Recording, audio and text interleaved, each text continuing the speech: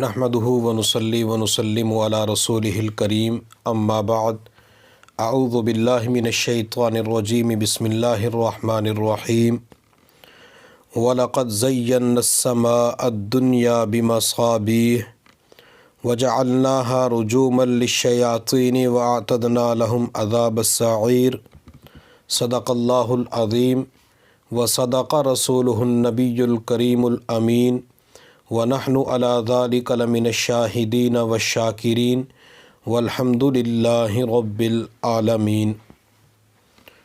گزشتہ درس کے اندر آسمان اور ستاروں کے بارے میں چند باتیں عرض کی تھی۔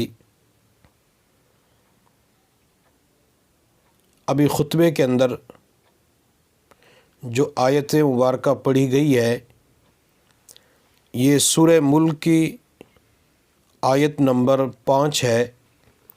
اس آیت کے اندر اللہ رب العزت ارشاد فرماتے ہیں وَلَقَدْ زَيَّنَّا السَّمَاءَ الدُّنْيَا بِمَصَابِيحَ، ہم نے آسمان دنیا کو روشن چراغوں کے ساتھ مزین کر رکھا ہے۔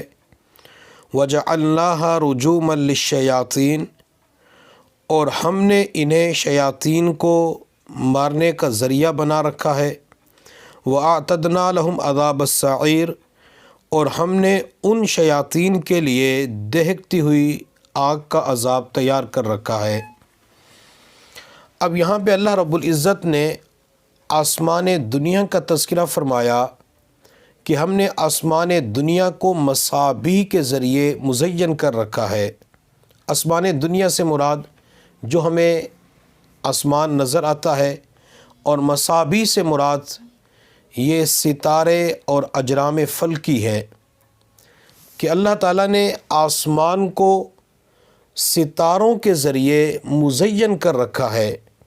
گویا کہ آسمان کو اللہ نے جو خوبصورت بنایا ہے وہ اللہ نے ستاروں کے ذریعے خوبصورت بنایا ہے۔ ہمیں رات کے وقت آسمان کے اوپر مختلف قسم کے ستارے نظر آتے ہیں جو آسمان کی خوبصورتی کے اندر اضافہ پیدا کر دیتے ہیں اور آسمان خوبصورت نظر آتا ہے۔ آسمان کے اوپر ستارے بے بہا ہیں۔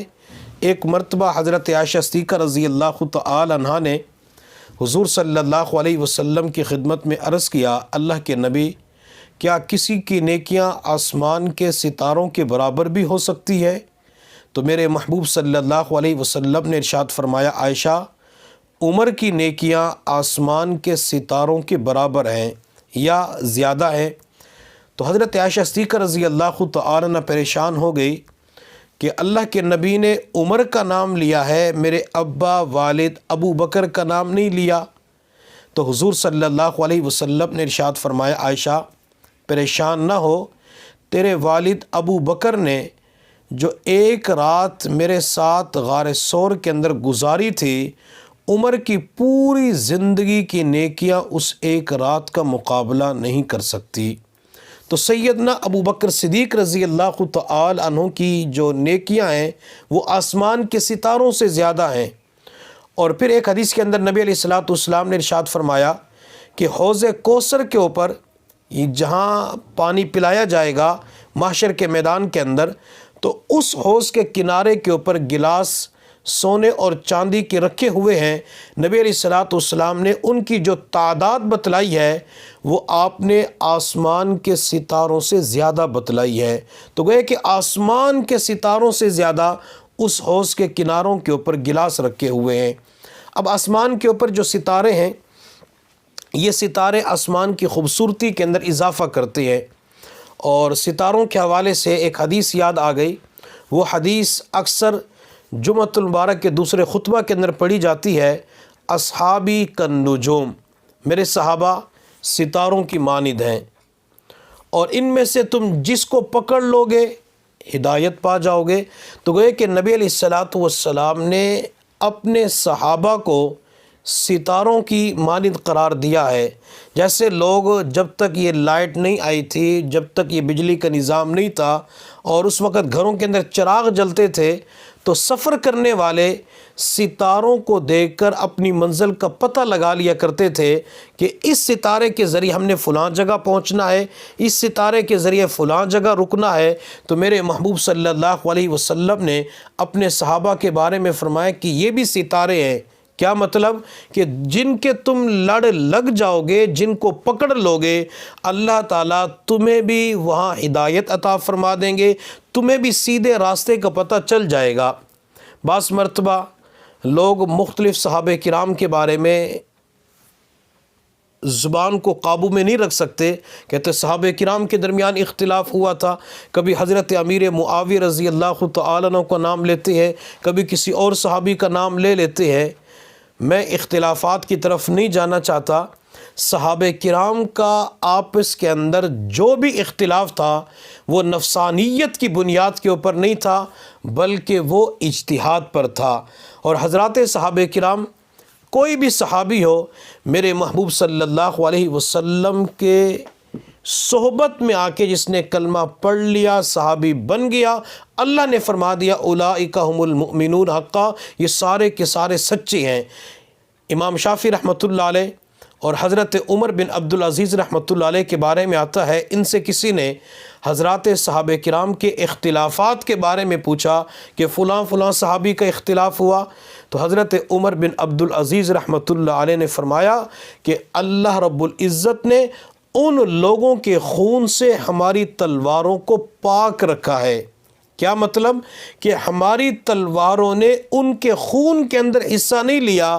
جب اللہ نے ہماری تلواروں کو صحابہ کے خون سے پاک رکھا ہے تو ہمارا فرض یہ بنتا ہے کہ ہم اپنی زبانوں کو ان کے اختلافات سے پاک رکھیں۔